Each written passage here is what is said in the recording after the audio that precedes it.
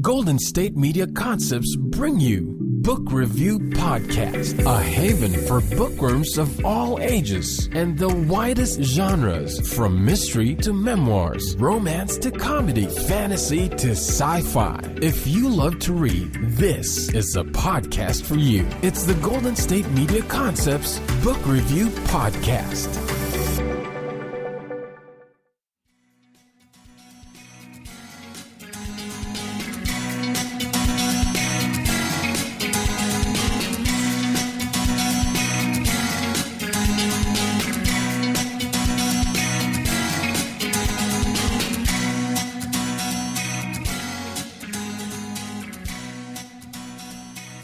Hello and welcome to the GSMC Book Review Podcast, brought to you by the GSMC Podcast Network. I am your host, Sarah, and I am happy to be with you again today to talk about books. I mentioned at the end of the last episode that I thought I might try to talk about some science fiction this episode because, as I've said numerous times, I have steered clear of science fiction for a long time, and I am re-exploring it, rediscovering it, if you will, since starting this podcast, first with Curtis C. Chen and his Kangaroo series, and then more recently with J.D. Sanderson's A Footstep Echo. And so I started thinking, okay, I steered clear of science fiction as a kid, and I've talked about how the cover of A Wrinkle in Time scared me with the alien face on it. So I was trying to think, okay, did I read any science fiction as a kid that I'm just blanking on?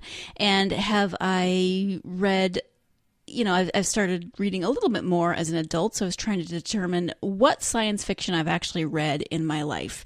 And as I was going through some lists on the internet of, the top children's science fiction, top young adult science fiction, etc., I realized that, hey, yes, in fact, I have read a little bit more science fiction than I thought I had.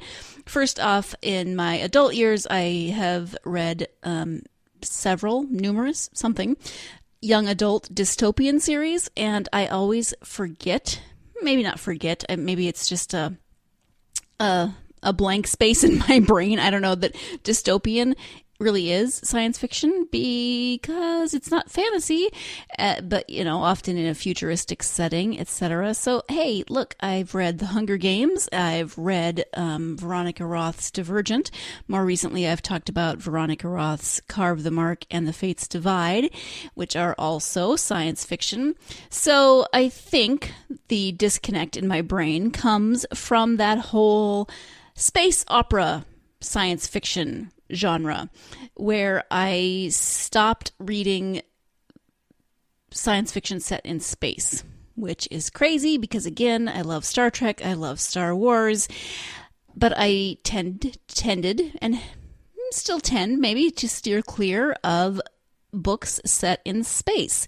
So I thought, hey, I'm going to explore this science fiction genre a little bit here with you today and see just what is out there that I have read, that I would like to read, that surprised me, that, just doing a little exploration here. Seems very space opera-y, science fiction-y, doing some exploring. We'll boldly go where many, many people have gone before, just apparently not me.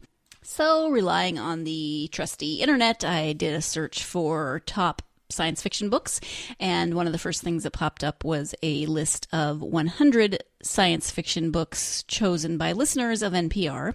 And as a lover of NPR, I thought, yes, let's go check this out. It is actually a combination of science fiction and fantasy, which seems a little bit like cheating to me because I was looking specifically for science fiction, not fantasy. The very first one that pops up, number one, is Lord of the Rings, which to me is fantasy, not science fiction. At any rate, as I was going through it, I thought, I did read science fiction in high school. I was, in high school English, we read things like Fahrenheit 451 and 1984, Animal Farm, those kind of futuristic dystopian novels. And so again, I probably wasn't thinking science fiction at the time because space, but I remember not hating those novels in high school, but not particularly enjoying them. There were things that I would have much rather read. Dystopian tends to be a little dark, a little dreary, and since they weren't this newer crop of kind of young adult dystopian novels where you've got maybe a young adult hero or heroine that you can really root for, I don't remember really getting into those types of books. At any rate, I was excited that I could add that to my science fiction have read list. A few other things that popped up, of course, Hunger Games, Divergent, which I've already mentioned, and then The Maze Runner, which I don't believe I've talked about on this podcast, the Maze Runner series. So I've read all of those books, and I can add that to my science fiction. Again, not in space, but definitely has some science fiction elements to it. But again, more dystopian. So I am definitely noticing a trend in my science fiction reading. Definitely more on the dystopian side, less on the space opera side. And if I am missing other kinds of science fiction that are out there, please let me know, because I don't want to just be relegating science fiction to nothing but dystopian and space opera, because I'm sure that there's got to be something else out there. I am just really getting my feet wet and figuring out this whole genre that I have ignored for far too long. So in looking at this top 100 books from NPR, top 100 science fiction books from NPR, and kind of weeding out the ones that I think of as fantasy, there were a couple on there that I had read. Like I said, Fahrenheit 451, Brave New World, those types of dystopian novels. Then I realized Flowers for Algernon I read in junior high, high school, somewhere in there. I don't remember a thing about it except that there was a mouse, and I don't think I hated it, which, so I may have to go and reread that. I realized that, or I hadn't realized that C.S. Lewis has, in addition to The Lion, the Witch, and the Wardrobe, also wrote a space trilogy, which I had never heard of, and I'm wondering why I had never heard of it. So I'm intrigued by that. I actually want to give you a little bit of that description if I can find it again. Philologist, Edwin Ransom travels to Mars and Venus and makes a series of dramatic discoveries about Earth's place in the solar system and the nature of a threat it unwittingly faces. So C.S. Lewis, a space trilogy, the space trilogy. Didn't know that I was very familiar with, obviously, The Lion, the Witch, and the Wardrobe, but didn't realize there was a space trilogy, and going to Mars and Venus, which, as you know, I would have avoided. So that's I didn't avoid it because I'd never heard of it. I'm feeling very silly now. I do recall in high school reading the first book in the Thrawn trilogy, which is it's a book that takes place, it's a Star Wars book. It takes place 5 years after the ending of Return of the Jedi. I remember reading the first one, but not continuing on. And I don't know if I didn't go find the next book, or if my library didn't have it, or I remember enjoying it. I remember because I am a Star Wars fan, so I was willing to set aside my I don't read science fiction set in space for that. That's by Timothy Zahn, in case you were curious. I actually listened to the Thrawn trilogy on audiobook a couple of years ago. My husband is a huge Star Wars fan. He has, I don't even know how many of the Star Wars books that have been written, the prequels and the ones that are written that take place after the movies. I think in high school, part of me was like, no, this isn't the movie. I don't want to move forward. I just want what I want what I know in terms of Star Wars. That was part of why I didn't continue. I actually enjoyed them a lot as an adult. Was able to set aside some of those teenager, I don't want to read this, it's not the movie, blah, blah, blah kind of things, and enjoy it for what it was, which was a continuation of a story that I liked. And now it makes I'm glad that I listened to them because my husband, again, the giant Star Wars fan, also watches Star Wars Clone Wars, Star Wars Rebels, and in Star Wars Rebels, Thrawn, the character Thrawn, has shown up, and I believe the character of Thrawn will be making an appearance in the next Star Wars movie, so it's good to have some basis for that. I could be wrong, but I think I saw that somewhere. So it turns out that I have a little bit of science fiction in my system.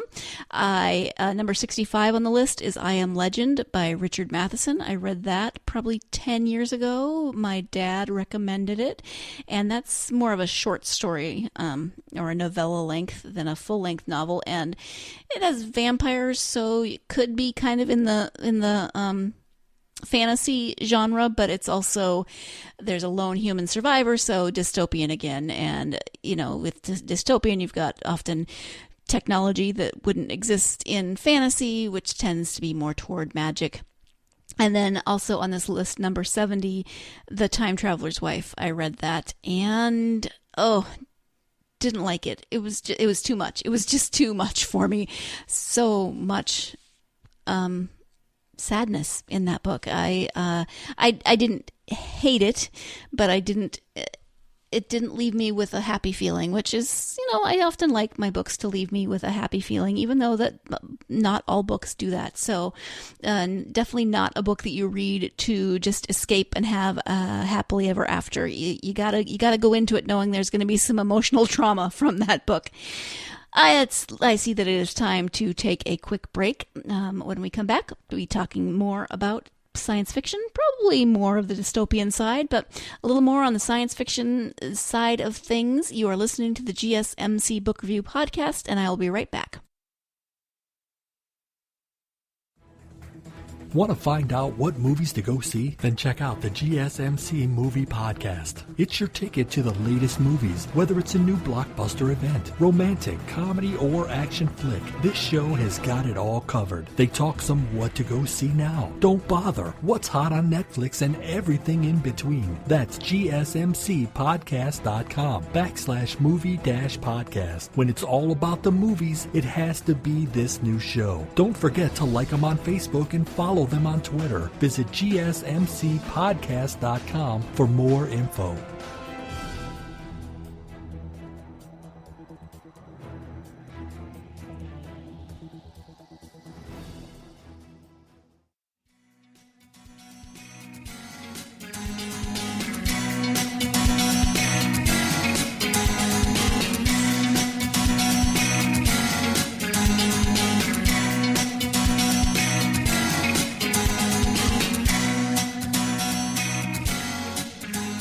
Welcome back to the GSMC Book Review Podcast, where I am speaking not terribly eloquently about science fiction books because it's something that I want to challenge myself a little bit more to read more of.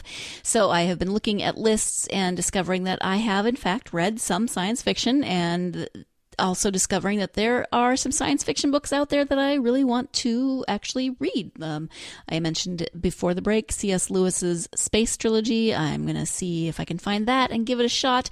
If you've read it, let me know. Let me know what you thought. I'm going to devote this section of the episode to some of those dystopian series that I have read.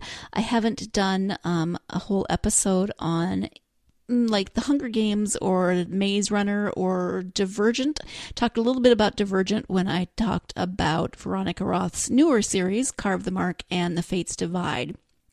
Hunger Games, if you somehow aren't familiar with The Hunger Games, it is a dystopian novel set in the U.S., but after there has been some terrible tragedy.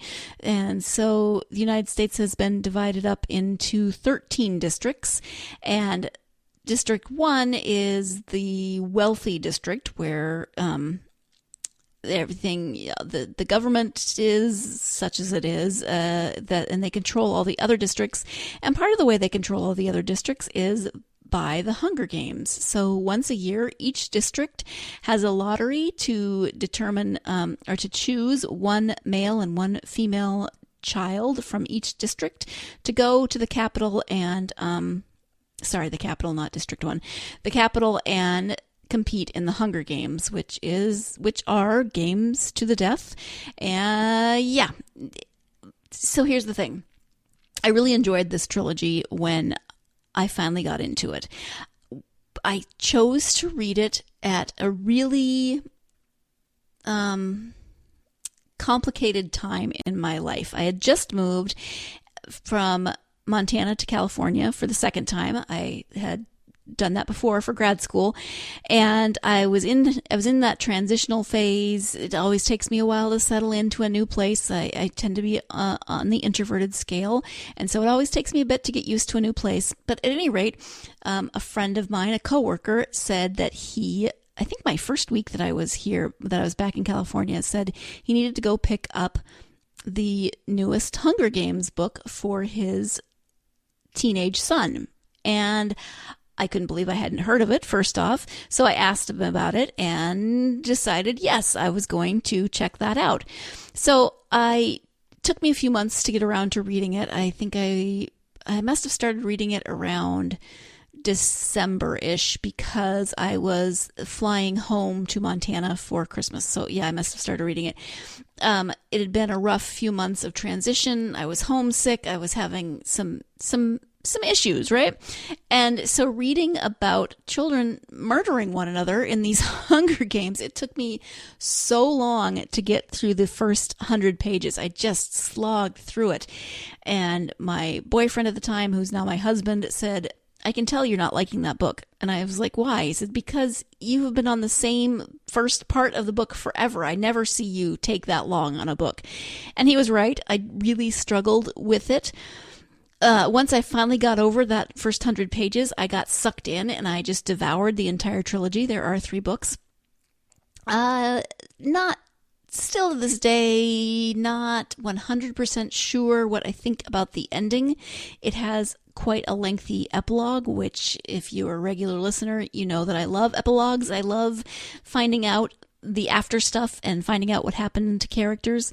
Before the epilogue, though, I felt a little like, well, that sort of wrapped up a lot quicker than I expected it to, or not in the way that I expected it to. But I devoured them once I got over that initial, everything's weird in my life, I can't read this book. It wasn't the book's fault. It was me. You know, you always bring your own perspectives and you always bring your own life into the book that you're reading. So I've since reread the trilogy at least once, possibly twice, and didn't have that trouble. Of course, I knew at that point rereading what was going to happen. So that was a lot easier to jump into. The other series that I'll talk about in this section of the episode is the Maze Runner series, and that's by James Dashner. This is another series that was introduced to me by my father, who introduces me to so many books of this type. It, again, is dystopian. I think I was home probably again for Christmas or some other vacation and always looking for something to read. So my dad said, here, read this. He had the first couple. And so I started reading them and then have read the entire series. And there's a couple of prequels. There are also a few movies that they've done. The Hunger Games, they've also done 4 movies. They split the third one into 2 movies. I really, really, really hated the movies. But this isn't the movie podcast, so I'm not going to bore you with why I hated the movies, but did not like the movies whatsoever. So if you've seen the movies and you love them, that's cool. I'm not going to argue with you. I don't know if you see the movie and haven't read the book. Maybe that makes a difference. I don't know. There are a couple of prequels to this series, so you get to find out a little bit more of what happens before the Maze Runner. I will give you a little bit of a description on the Maze Runner in case you haven't heard of it or haven't read it. Here is the description of the first one in the series, which is called The Maze Runner. If you ain't scared, you ain't human. When Thomas wakes up in the lift, the only thing he can remember is his name. He's surrounded by strangers, boys whose memories are also gone. Nice to meet you, Shank. Welcome to the Glade. Outside the towering stone walls that surround the glade is a limitless, ever-changing maze. It's the only way out, and no one's ever made it through alive. Everything is going to change. Then a girl arrives, the first girl ever, and the message she delivers is terrifying. Remember, survive, run. So you've got these young males in this book. We start with Thomas, who wakes up, as it says, in the lift. He's taken into what they call the glade, surrounded by other boys who arrived in the same way over various periods of time in the last few years.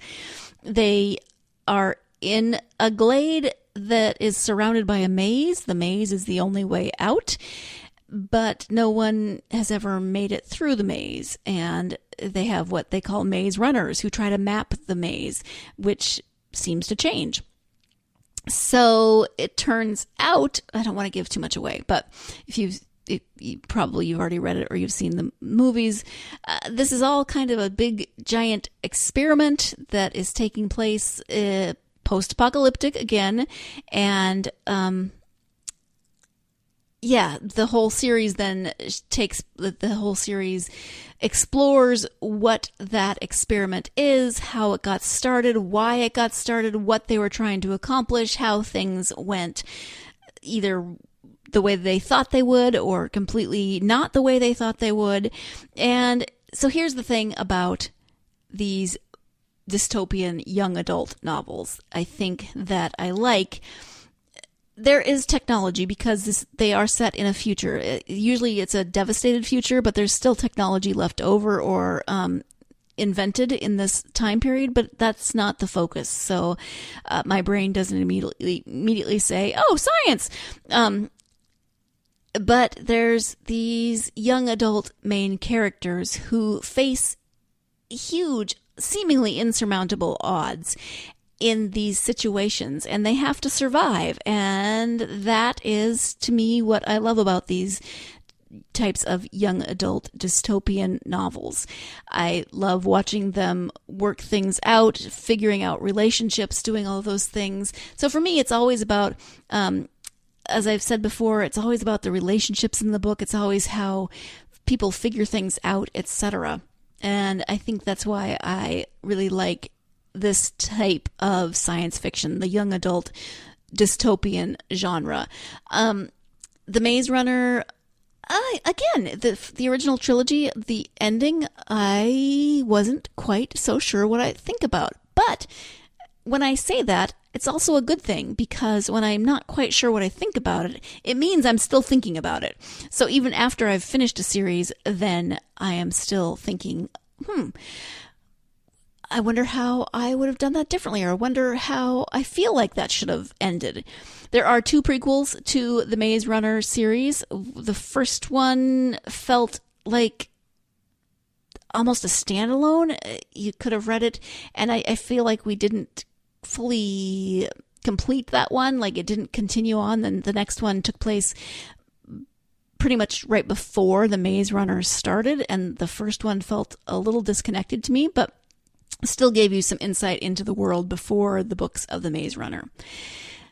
We are going to take our second break of the podcast, and when we come back, we are going to talk about a science fiction book that I actually read as a child. So stay tuned. You're listening to the GSMC Book Review Podcast, and I will be right back. Tired of searching the vast jungle of podcasts? Now listen close and hear this out. There's a podcast network that covers just about everything that you've been searching. Hey! The Golden State Media Concepts Podcast Network is here.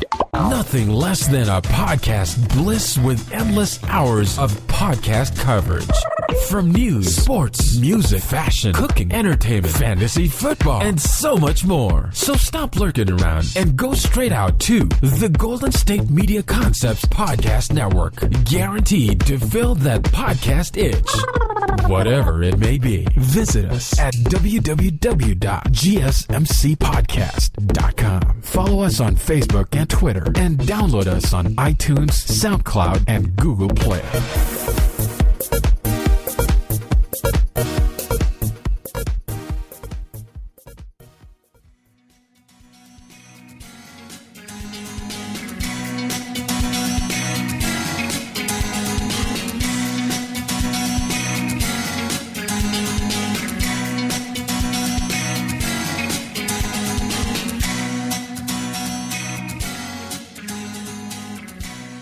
Welcome back to the GSMC Book Review Podcast, where I am wandering my way through science fiction and trying to, I don't know if I'm trying to talk myself into it, trying to talk myself out of it. I'm definitely trying to talk myself into it. I always like to read things that I haven't read and explore genres that I don't always focus on. So I said before the break that I was going to talk about a science fiction book that I actually read as a child. And again, I was looking up lists of, this time I looked up best top science fiction books for children. And one thing that popped up was it's a list of 25 best science fiction books. Number 1 on this list is A Wrinkle in Time, which we aren't going to talk about how I didn't read that as a child. Number 3 is The Little Prince, which I have not read and need to put it on my list because I've heard great things about it. Number 5, Charlie and the Great Glass Elevator. I did read that as a child. Hey, look, I read science fiction as a kid. I read a lot of Roald Dahl, and I wouldn't have necessarily I would have put him more in the fantasy category as a kid. But in the Great Glass Elevator, they do end up going to space. So, hey, it is science fiction. That's not the one that I was going to talk about, though. The one that I saw on the list and went, hey, I read that, is number 9 on this list. And it is Mrs. Frisby and the Rats of Nim. Yes, of course, once I started thinking about it, of course that is science fiction. And I loved that book as a kid. There is also a movie, not of the same name, because it's Mrs. Brisby, I believe. It's just The Rats of Nim, the movie, and they call her Mrs. Brisby. Let me give you the description, just in case you haven't seen the movie or read the book. Some extraordinary rats come to the aid of a mouse family in this Newbery Medal award-winning classic by notable children's author Robert C. O'Brien. Mrs. Frisby, a widowed mouse with 4 small children, is faced with a terrible problem. She must move her family to their summer quarters immediately or face almost certain death. But her youngest son, Timothy, lies ill with pneumonia and must not be moved. Fortunately, she encounters the Rats of Nim, an extraordinary breed of highly intelligent creatures who come up with a brilliant solution to her dilemma, and Mrs. Frisby in turn renders them a great service. So, of course, this is science fiction because the Rats of Nim were laboratory rats who had been experimented on and developed incredible intelligence. It managed to escape from Nim, and they are now living in this incredible built complex, maybe, under the rose bush at the farmer's house. They are even stealing electricity. So there's just some incredible things going on with the rats after they escape. Then you have Mrs. Frisby. So you've got the incredibly intelligent rats, and then you've got the just sort of everyday regular animals, Mrs. Frisby being one of them. They have to move to their summer quarters because the planting is coming, which means the farmer will bring the tractor out and till up the ground, and you don't want to be around when that happens.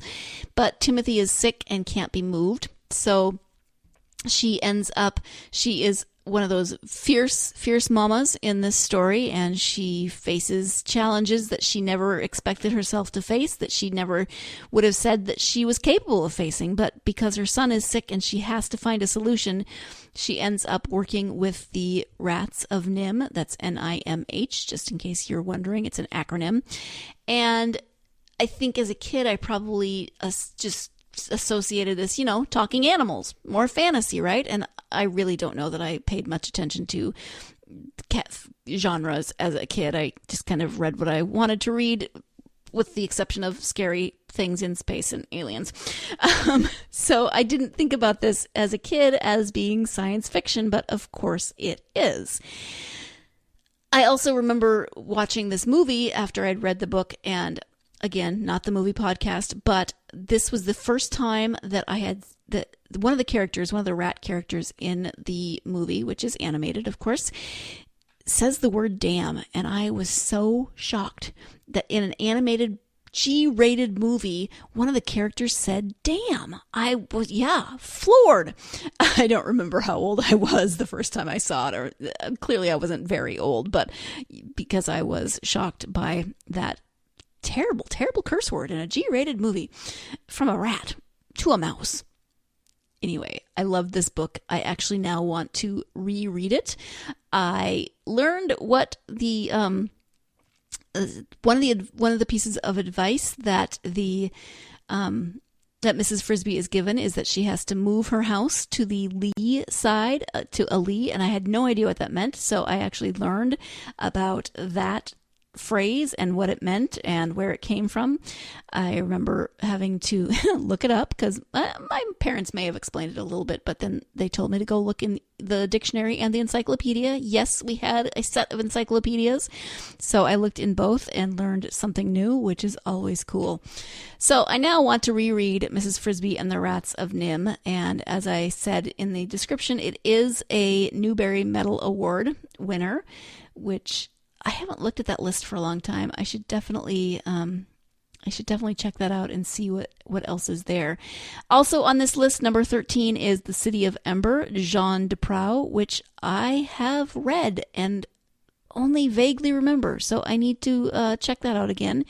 Ender's Game, recently a movie. I want to read the book. The Giver by Lois Lowry, also a movie, also on my list of books that I need to read. So my TBR list is always, always, always ridiculously long and will never, ever be finished. But it is definitely getting longer and longer with lots more science fiction on it, which I am kind of excited about because I need to read more science fiction. Thank you so much for joining me for this episode of the book review podcast of meandering my way through science fiction. I hope that you will join me again next time. I'm going to move from science fiction to science, and I'll tell you more about that if you join me on Thursday. Thanks so much. Hope you're having a great week. Now go out there and get yourself lost in a good book. You've been listening to the Golden State Media Concepts Book Review Podcast, part of the Golden State Media Concepts Podcast Network. You can find this show and others like it at www.gsmcpodcast.com. Download our podcast on iTunes, Stitcher, SoundCloud, and Google Play. Just type in GSMC to find all the shows from the Golden State Media Concepts Podcast Network, from movies to music, from sports to entertainment, and even weird news. You can also follow us on Twitter and on Facebook. Thank you, and we hope you have enjoyed today's program.